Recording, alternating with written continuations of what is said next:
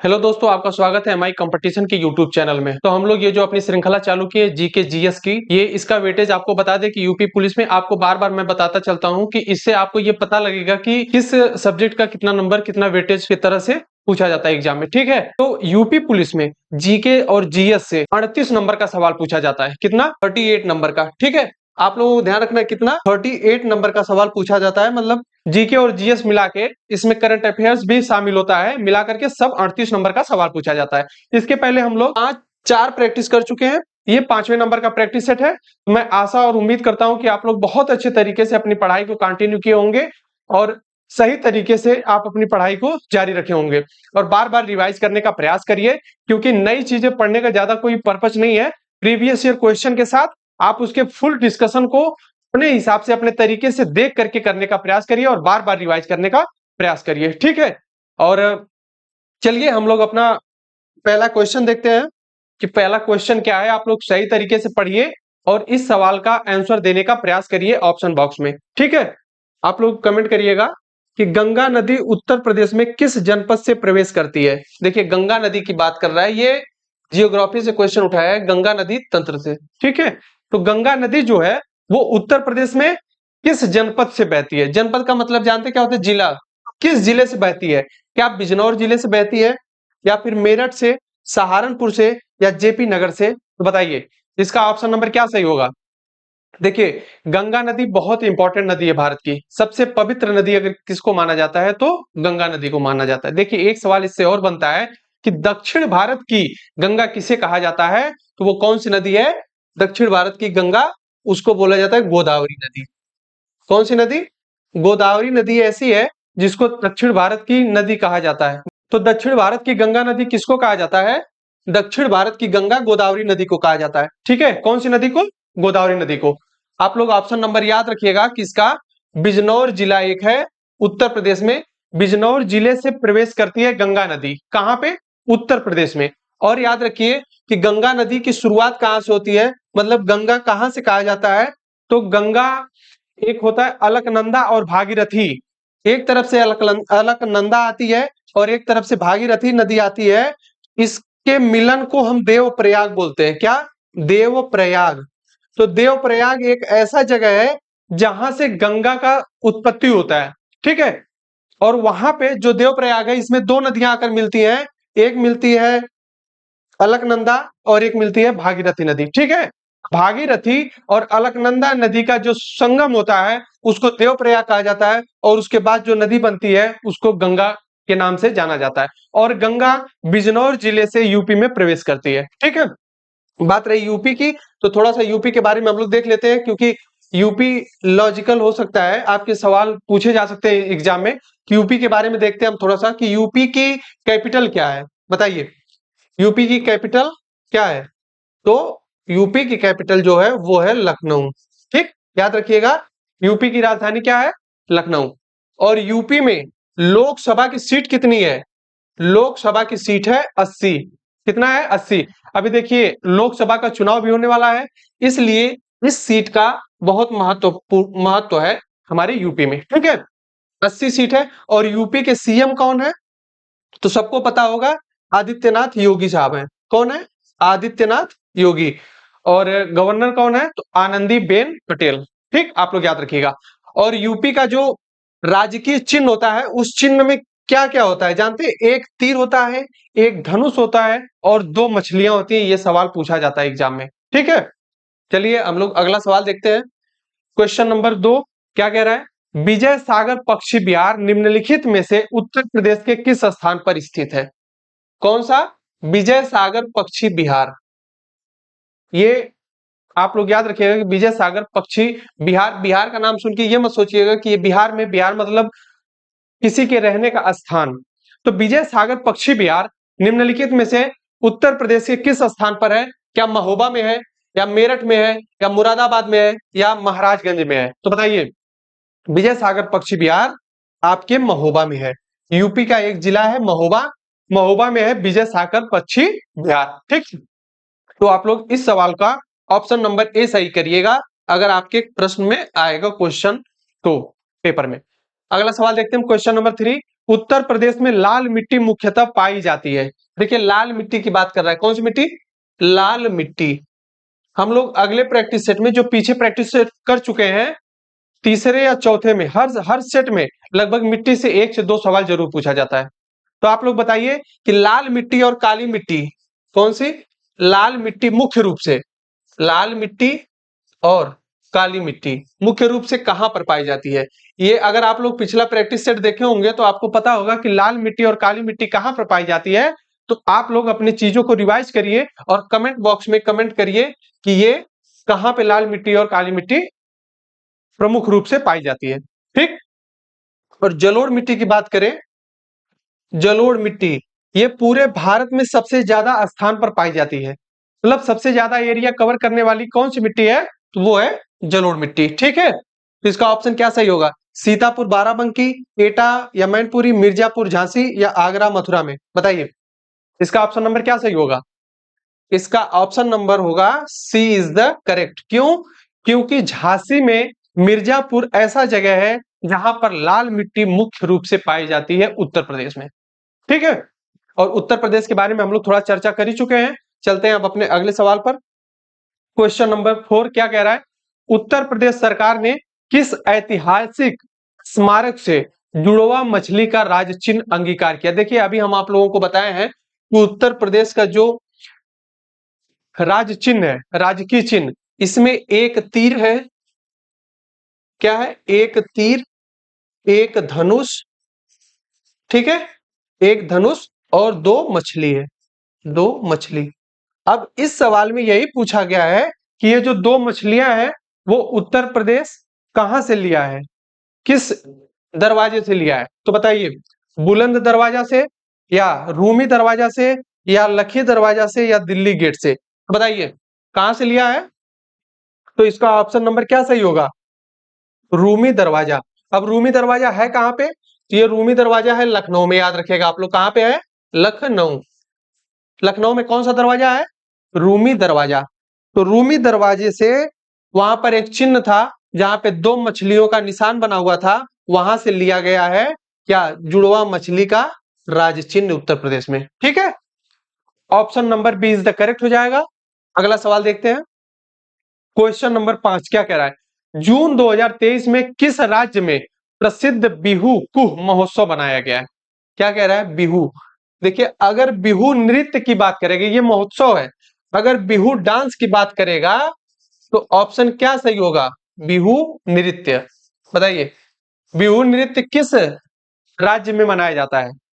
तो बिहू जो है वो असम में मनाया जाता है। कहां पे? असम में। असम का एक फोक डांस है बिहू नृत्य। ये इससे सवाल अक्सर एग्जाम में बनते हैं कि बिहू नृत्य जो है वो किस राज्य का है। ठीक है, इसका ऑप्शन नंबर क्या सही होगा? 5 जून 2023 को किस राज्य में प्रसिद्ध बिहू कुह महोत्सव मनाया गया है? तो बताइए क्या मणिपुर में मनाया गया है या त्रिपुरा में मनाया गया है या अरुणाचल प्रदेश में या नागालैंड में? तो बताइए जो बिहू कुह महोत्सव है ये मनाया गया है आपके नागालैंड में। कहा? नागालैंड में। ठीक है, option number D is the correct हो जाएगा। इसको आप लोग ध्यान रखिएगा। देखिए अगर बिहू नृत्य की बात करेगा तब आपका असम हो जाएगा, अगर बिहू को महोत्सव की बात करेगा तब आपका ऑप्शन नागालैंड सही होगा। ठीक है, नागालैंड की राजधानी क्या है? तो आप लोग बताइए। नागालैंड की राजधानी जो है वो है कोहिमा। क्या? कोहिमा। ठीक है, नागालैंड की राजधानी कोहिमा। और अरुणाचल प्रदेश की क्या है? अरुणाचल प्रदेश की है ईटानगर। ईटानगर ये कहां की राजधानी है? अरुणाचल प्रदेश की। और त्रिपुरा की राजधानी अगरतला। अगरतला। अगरतला कहां की राजधानी है? त्रिपुरा। और मणिपुर की राजधानी का नाम क्या है? तो इम्फॉल। याद रखिएगा क्या है? इम्फाल। ठीक है, तो इस क्वेश्चन का option number D is the correct हो जाएगा। क्या? नागालैंड। यहां पर बिहू कुह महोत्सव मनाया गया है। हम लोग अपने अगले सवाल पर चलते हैं। क्वेश्चन नंबर 6 पढ़िएगा कि किस देश के लिए स्पेस एक्स ने, किसने? Space x. देखिए स्पेस एक्स एक क्या है? कंपनी है। एक अंतरिक्ष पे जितने भी यान भेजना होता है, यंत्र भेजना होता है, सैटेलाइट भेजनी होती है, वो स्पेस एक्स के माध्यम से भेजा जाता है। लेकिन वो टेस्ला कंपनी की जो सीईओ है, कौन है? टेस्ला। और ट्विटर, ट्विटर को अभी इन्होंने एडॉप्ट कर लिया है, कौन? Elon Musk. तो एलन मस्क जो है वो ट्विटर को अधिग्रहण कर लिए हैं, उसका नाम अब बना करके किए है एक्स। ठीक है, तो इसी के मालिक हैं जो स्पेस एक्स नामक कंपनी है उसका संचालन करते हैं, एलन मस्क साहब। तो एलन मस्क की जो कंपनी है स्पेस एक्स, इसने क्या सतरिया वन नामक संचार उपग्रह को लॉन्च किया है। ठीक है, तो कौन इसको लॉन्च किया है? तो स्पेस एक्स ने। लेकिन किस देश के लिए लॉन्च किया है, यह सवाल पूछा गया है। तो क्या मलेशिया के लिए लॉन्च किया है, थाईलैंड के लिए, या भारत के लिए, या इंडोनेशिया के लिए? बताइए। एलन मस्क साहब ने यह जो लॉन्च किया है, क्या SATRIA-1 सैट्रिया 1 उपग्रह, यह लॉन्च किया गया इंडोनेशिया के लिए। किसके? इंडोनेशिया। याद रखिएगा आप लोग, इंडोनेशिया के लिए। इंडोनेशिया की कैपिटल क्या है? जकार्ता। और जकार्ता में आप लोगों को सर्च करना है कि किस किस संगठन का हेडक्वार्टर है, क्योंकि जकार्ता में बहुत मोस्ट ऐसे संगठन है जिसका हेडक्वार्टर जकार्ता में पाया जाता है। ठीक है, चलिए आगे देखते हैं हम लोग क्वेश्चन नंबर 6। Question number 7। तो 7 नंबर का क्वेश्चन क्या कह रहा है कि जून 2023 में कौन सा railway station eat right station, क्या ईट राइट स्टेशन प्रमाण से सम्मानित होने वाला पूर्वोत्तर रेलवे का, देखिए कौन से रेलवे का, ये जोन है रेलवे का, पूर्वोत्तर रेलवे का पहला स्टेशन बना है। मतलब पूर्वोत्तर रेलवे में इसके पहले कभी भी ये रेलवे स्टेशन जो है ईट राइट स्टेशन का प्रमाण पत्र नहीं मिला था। ठीक, तो पहला स्टेशन इसमें से कौन सा है जिसको ईट राइट स्टेशन प्रमाण पत्र से सम्मानित किया गया है? तो बताइए, डिब्रूगढ़ का रेलवे स्टेशन है, या गुवाहाटी का रेलवे स्टेशन है, या फिर रंगिया रेलवे स्टेशन है, या फिर गोरखपुर का रेलवे स्टेशन है? देखिए, गोरखपुर रेलवे स्टेशन की बात किया जाए तो ये पूरे दुनिया में सबसे बड़ा प्लेटफॉर्म अगर किसी रेलवे स्टेशन पर है तो वो गोरखपुर रेलवे स्टेशन पर है, गोरखपुर प्लेटफॉर्म। ठीक, दुनिया का सबसे बड़ा प्लेटफॉर्म है। और सुनिए, इस क्वेश्चन का option number C is the correct हो जाएगा। गुवाहाटी रेलवे स्टेशन को अवार्ड मिला है, सम्मानित किया गया है, किससे? ईट राइट स्टेशन प्रमाण से। ठीक है, चलिए हम लोग, और गुवाहाटी कहां पे है बता दो आपको। गुवाहाटी है आपके असम में। कहां पर है? असम में। और असम की राजधानी क्या है? दिसपुर। कहां है? दिसपुर। और असम पाया कहां जाता है? आप लोग अगर थोड़ा सा मैप बनाने का अगर प्रयास करेंगे तो देखिए, ये रहा आपका छोटा सा प्यारा सा, यहां पे है आपका असम। ठीक, असम जो है पूर्वोत्तर राज्य में पाया जाता है। ठीक, अगला सवाल देखते हैं हम लोग। क्वेश्चन नंबर 8 क्या कह रहा है? चीन भारत सीमा विवाद, भारत और चीन के बीच में एक युद्ध था। कब? यही पूछा जा रहा है कि क्या 1962 में था, 52 में, या 62 में, या 1972 में, या 1982 में भारत सीमा या चीन भारत सीमा विवाद कब हुआ था? तो बताइए। देखिए, भारत का मैप अगर देखा जाए तो इस तरह से बन करके ऐसे ऊपर वाला होता है, और यहीं पर है आपका चीन। यहाँ नेपाल है, यहाँ भूटान है। ठीक है, तो ये हमारा आप क्या है? चीन है। ठीक, तो चीन और भारत, देखिए ये भारत की बाउंड्री है। ठीक, भारत की बाउंड्री जो है चीन से साझा करती है उसका नाम होता है LAC। क्या?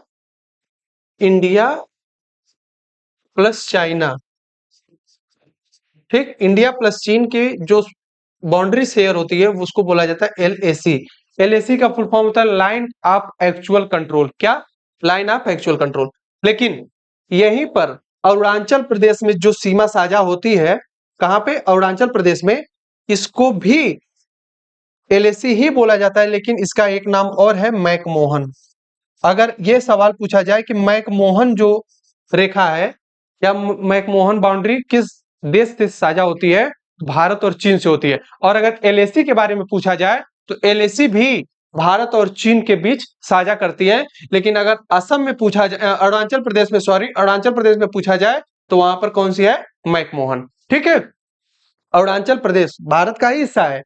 तो अगर ऐसा सवाल पूछे कि मैकमोहन किन दो देशों के बीच की रेखा है, बाउंड्री शेयर करती है, तो वो है चाइना और एक इंडिया। और एलएसी भी करती है, लेकिन एलएसी जो है अक्साई चीन से लेकर के यहाँ नेपाल के पास सिक्किम तक एलएसी फैली हुई है। उसके बाद अरुणाचल प्रदेश में मैकमोहन रेखा के नाम से जाना जाता है। तो बताइए, ये जो भारत चीन सीमा विवाद था वो कब हुआ था? तो ये हुआ था 1962 में। और ऐसा कहा जाता है कि 1962 में भारत पूरी तरह से हारा था चाइना से, क्योंकि उस समय हमारे पास इतना इंफ्रास्ट्रक्चर डेवलप नहीं हुआ था, हमारे पास उतने हथियार नहीं थे, उस तरह से युद्ध करने के काबिल हम लोग नहीं थे, या उतनी हमारे पास योग्यता नहीं थी, हमारे पास वेपन नहीं था। फिर भी हम लोग बहादुरी से उनके युद्ध का सामना किए थे, लेकिन हम लोग बुरी तरह से लॉस कर गए थे 1962 का। ठीक है, जब हमारा भारत 1962 में चाइना से हारा, तो यहीं पर एक क्षेत्र है अक्साई चीन। अक्साई चीन को चीन ने कब्जा कर लिया, और ऐसा कहा जाता है कि यहां पर कोई चीज फसल या कुछ भी उगती नहीं है। और यहां पर देखिए तिब्बत है। तो 1955-56 में एक समझौता हुआ था भारत और चीन में। जवाहरलाल नेहरू थे उस समय प्रधानमंत्री। ठीक है, तो जब जवाहरलाल नेहरू प्रधानमंत्री थे तो उस समय 1955 के आसपास एक समझौता हुआ। इस समझौते के माध्यम से यह कहा गया कि ये जो आप तिब्बत है, भारत सरकार ने कहा कि तिब्बत जो हिस्सा है वो किसका है, वो चाइना का है, मान लिया। लेकिन भारत ने भी कहा कि आपको ये चीज मानना पड़ेगा कि जो अक्साई चीन है, ये वाला इलाका है, वो भी भारत का है। लेकिन चीन इससे मुकर गया। चीन कहा कि जब आप तिब्बत को मान सकते हैं कि तिब्बत हमारा है, यानी चाइना का है, तो आपको यह भी कहना पड़ेगा कि ये जो अरुणाचल प्रदेश का क्षेत्र है, ये भी चाइना का है। ठीक है, और यही तक नहीं, अरुणाचल प्रदेश को इसने मांगा, और अक्साई चीन को भी इसने कहा कि ये भी भारत का हिस्सा है, चीन का हिस्सा है, ये चीन को सौंप देना चाहिए, भारत को इस पे हस्ताक्षर करना चाहिए। लेकिन भारत अब समझ नहीं पाया कि 1955 में उस पे जो कॉन्फ्रेंस हुई थी, जो साइन हुआ था, उस साइन पे इन्होंने डिस्कशन कर लिया था कि भारत मान रहा है कि ये जो तिब्बत है वो किसका है, चीन का है। भारत तिब्बत पे भारत का भी अधिकार था कुछ हद तक, लेकिन जब से वो साइन हुई 1955 में, उसके बाद से ये हटा दिया गया और ये पूरी तरह से चीन के कब्जे में हो गया। और चीन ये मानने के लिए तैयार नहीं हुआ कि अक्साई चीन चीन का नहीं है, वो कहता है चीन का ही है, लेकिन ये हिस्सा भारत का है। ठीक है, आप लोग याद रखिएगा कि 1962 में जो विवाद हुआ था, भारत चीन सीमा विवाद, उसमें भारत बुरी तरह से हारा था। लेकिन ये ईयर पूछता है, वर्ष पूछता है कि कौन से वर्ष में युद्ध हुआ था। अगला सवाल देखते हैं हम लोग। क्वेश्चन नंबर 9 क्या कह रहा है कि हर्यंक वंश से मगध के पहले शासक कौन थे? बताइए, हर्यक वंश से मगध के पहले शासक कौन थे? प्रसेनजीत थे या अजात शत्रु थे? कौन, अजात शत्रु या अशोक या फिर बिंबिसार? बताइए। इसका option number D is the correct हो जाएगा। हर्यक वंश के संस्थापक जो हैं वो बिंबिसार हैं, और यही मगध के पहले शासक भी थे। हर्यक वंश से मगध के पहले शासक कौन थे? तो वो थे बिंबिसार। ठीक, आप लोग याद रखिएगा। अशोक मौर्य काल का एक प्रतापी राजा था, कलिंग युद्ध इन्हीं के समय में हुआ था। और जब कलिंग युद्ध हुआ उसके पहले ये जैन धर्म के अनुयायी थे, लेकिन कलिंग युद्ध को देखने के बाद उसमें इतना ज्यादा हत्या हुई थी, इतनी ज्यादा खूनों की बौछार हुई थी, खून की नदियां बही थी, इस वजह से अशोक द्रवित हुआ और अपने सारे युद्ध को तत्काल विराम किया और वो बौद्ध धर्म ज्वाइन किया। क्या, बौद्ध धर्म ज्वाइन कर लिया कलिंग युद्ध के बाद। ठीक है, तो आप लोग याद रखिएगा। और अजात शत्रु जो है, इसके शासनकाल में बौद्ध संगीत हुई थी प्रथम। ठीक है, जो हुई थी आपकी रावी में। तो बौद्ध संगीत कितनी हुई थी? 4। याद रखिएगा, कितनी हुई थी? 4 बौद्ध संगीत हुई थी। अब ये किस किस सन में हुई थी, किसके किसके शासन काल में हुई थी, ये सब आपकी जिम्मेदारी। आप जा करके बुक से या किसी चीज से आप लोग नोट डाउन करिएगा और बार बार रिवाइज करने का प्रयास करिएगा।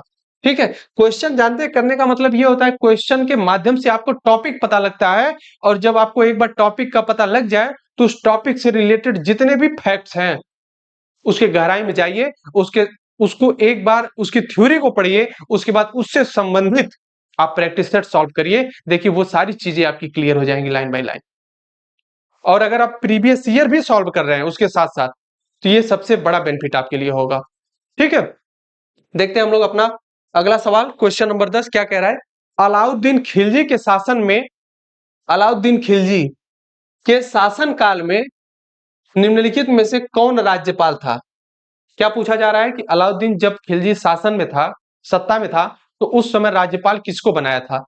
तो जलालुद्दीन खिलजी को बनाया था, शमसुद्दीन इल्तुतमिश को बनाया था, या गयासुद्दीन तुगलक को बनाया था, या नसीरुद्दीन महमूद को बनाया था? तो बताइए इसका ऑप्शन नंबर क्या सही होगा? ऑप्शन ए, ऑप्शन बी, सी या डी? तो अलाउद्दीन खिलजी के शासन काल में गयासुद्दीन तुगलक को राज्यपाल बनाया गया था। किसको? गयासुद्दीन तुगलक को। तो याद रखिएगा, खिलजी वंश के अलाउद्दीन खिलजी जब शासन कर रहे थे, उस समय गयासुद्दीन तुगलक को इन्होंने बनाया था राज्यपाल। ठीक, क्वेश्चन नंबर 11 देखते हैं कि निम्नलिखित में से किस वर्ष भारत में ब्रिटिश औपनिवेशिक सरकार द्वारा मॉन्टफोर्ड सुधार रिपोर्ट प्रस्तुत किया गया था? मॉन्टफोर्ड सुधार को मॉन्टेग्यू चेम्सफोर्ड सुधार भी कहा जाता है। ठीक, तो ये कब हुआ था? क्या 1942 में, 1918 में, 1938 में, या 1907 में? बताइए। देखिए, आधुनिक भारत से भी सवाल पूछे जाने की पूरी संभावना है आपके एग्जाम में। तो बताइए, जो कांग्रेस की अध्यक्षता होती थी, तो कांग्रेस का अध्यक्ष जो अध्यक्षता 1938 में किसने की थी? तो 1938 में किए थे कौन? सुभाष चंद्र बोस। ठीक है, याद रखिएगा। फिर 1939 में भी चुनाव हुआ था, तो 39 में भी ये जीत गए थे सुभाष चंद्र बोस, लेकिन गांधी जी असहमत थे, तो इन्होंने त्यागपत्र दे दिया। ठीक, त्यागपत्र देकर के उसके बाद राजेंद्र प्रसाद को नया अध्यक्ष बनाया गया कांग्रेस का 1939 का त्रिपुरा अधिवेशन में। ठीक है, तो इसका ऑप्शन सही होगा 1918। मॉन्टेग्यू चेम्सफोर्ड सुधार रिपोर्ट प्रस्तुत हुई थी 1918 में। 42 में क्या हुआ था? भारत छोड़ो आंदोलन का नारा दिया गया था। ठीक है, याद रखिएगा। और 1907 में सूरत विभाजन हुआ था। क्या? सूरत विभाजन। अगला सवाल देखते हैं हम लोग, क्वेश्चन नंबर 12। 1932 का पूना पैक्ट महात्मा गांधी और किसके बीच हुआ था? देखिए, महात्मा गांधी से कई लोग असहमतता व्यक्त करते थे कि महात्मा गांधी के हम स्टेटमेंट से हम सहमत नहीं है, तो इसीलिए बताया जा रहा है कि 1932 का पूना पैक्ट समझौता हुआ था, तो वो महात्मा गांधी और किसके बीच हुआ था? क्या बाल गंगाधर तिलक के बीच में हुआ था, लॉर्ड इरविन के बीच में, या अरबिंदो घोष, या डॉक्टर बी आर अंबेडकर, या भीमराव अंबेडकर के बीच में समझौता हुआ था? तो देखिए, लॉर्ड इरविन समझौता तो नहीं है। ठीक, लॉर्ड इरविन के बीच में भी समझौता हुआ था, लेकिन 32 में नहीं हुआ था। बाल गंगाधर तिलक से भी नहीं हुआ था, अरबिंदो घोष से भी नहीं हुआ था, बी आर अंबेडकर साहब से, यानी option number D is the सही हो जाएगा। पूना पैक्ट समझौता हुआ था भीमराव अंबेडकर और महात्मा गांधी के बीच में। ठीक, महात्मा गांधी कह रहे थे कि अंबेडकर साहब का यह मानना था, जो हमारा दलित समाज है, इनको भी चुनाव में जगह देनी चाहिए, एक अलग से सीट अनाउंस करना चाहिए, इनको रिजर्वेशन देना चाहिए। लेकिन महात्मा गांधी साहब कह रहे थे कि नहीं, ऐसा नहीं है, हम अलग से अगर देंगे तो आगे चल करके हमारे देश के लिए खतरा होगा। ठीक है, इन्हीं चीजों को लेकर के समझौता हुआ 1932 में। कब हुआ? 1932 में। और किसके किसके बीच हुआ? तो डॉक्टर भीमराव अंबेडकर और महात्मा गांधी के बीच में। क्वेश्चन नंबर 13 देखते हैं। निम्नलिखित में से किसे श्वेत पर्वत, कौन सा पर्वत? श्वेत पर्वत, व्हाइट माउंटेन के नाम से भी जाना जाता है? क्या चोओयू को, मकालू को, या लोहोत्से को, या फिर धौलागिरी को? बताइए। तो इसका option number D is the correct हो जाएगा। धौलागिरी पर्वत को बोला जाता है श्वेत पर्वत। ठीक, अगला सवाल देखते हैं हम लोग। ट्वांग और लहासा को जोड़ने वाले दर्रे का नाम क्या है? देखिए, दर्रा जानते क्या होता है? थोड़ा सा आप लोग जान लीजिए। जैसे ये मान लीजिए पर्वत श्रृंखला जा रही है, ठीक, पहाड़ है, और एक इधर से पहाड़ जा रहा है, और इसकी हाइट काफी ज्यादा है, इसकी भी ज्यादा है, तो इसके बीच में इसी तरह से एक रास्ता टाइप पतला सकरा बना रहता है, इसी को दर्रा बोला जाता है। दो पर्वतों के बीच में जाने आने वाला जो मार्ग होता है, उसको बोला जाता है क्या? दर्रा। ठीक, तो ऐसे दर्रे अक्सर हिमालय पर्वत पर ही पाए जाते हैं। जहां पे पर्वतीय इलाका होता है, उसके बीच से जाने का जो रास्ता होता है, उसको दर्रा कहा जाता है। तो ये बता रहा है कि ट्वांग और लहासा, इन दोनों को जोड़ने का जो दर्रा है, वो कौन सा दर्रा है? क्या चनकन दर्रा है, या हपूनगन दर्रा है, बुमला दर्रा है, या कुमाजवंग दर्रा है? तो बताइए इसका ऑप्शन नंबर क्या सही होगा? इस क्वेश्चन का ऑप्शन नंबर सही हो जाएगा बुमला दर्रा। अब दर्रा क्या चीज होता है इसके बारे में हम आप लोगों को बता दिए हैं। इस चीज को ध्यान रखिएगा कि कभी भी अगर दर्रे से सवाल पूछ रहा है तो ये समझ लीजिएगा कि दो पर्वतों के बीच में आने जाने का जो मार्ग है उसको बोला जाता है दर्रा। तो बुमला दर्रा इज करेक्ट हो जाएगा, जो त्वांग और लहासा को जोड़ने का काम करता है। अगला सवाल देखते हैं हम लोग, क्वेश्चन नंबर 15। इसके बाद क्वेश्चन नहीं है, 15 क्वेश्चन है। 15 क्वेश्चन के माध्यम से आप लोग समझे होंगे किस किस टॉपिक से कैसे कैसे सवाल आ रहे हैं। और जब भी सवाल आप पढ़ें तो ये नोट करने का प्रयास करें कि वो सवाल किस टॉपिक से पूछा गया है, किस सब्जेक्ट का है, और उस सब्जेक्ट में भी किस पार्ट का है। ठीक है, तो बताइए भारत की सबसे लंबी झील कौन सी है? अब वो झील कौन सी है बताइए? क्या वेम्बनाथ झील है, या कोलेरू झील है, या पुलिकट झील है, या पेंगोंग झील है? ठीक है, अगर हम लोग पेंगोंग झील की बात करें तो देखिए ये इसकी लंबाई है 134 किलोमीटर। कितना? 134 किलोमीटर, जो कि इस सारे ऑप्शन में सबसे बड़ी झील वही है। वेम्बनाथ झील जो है 96.5 किलोमीटर के आसपास है। तो देखिए सबसे बड़ी झील जो है, आप बताएंगे कि पेंगोंग झील है सर, लेकिन नहीं। पेंगोंग झील जो है वो चीन और भारत दोनों के मध्य स्थित है। कहां पे? चीन और भारत के मध्य में स्थित है पेंगोंग झील। तो क्या ये होगी भारत की सबसे बड़ी झील? नहीं। तो सर क्या होगी? तो ये होगा कि वो झील पूछ रहा है जो भारत में सबसे बड़ी हो, ऐसा नहीं कि पड़ोसी देशों में भी उसका कुछ ना कुछ हिस्सा हो।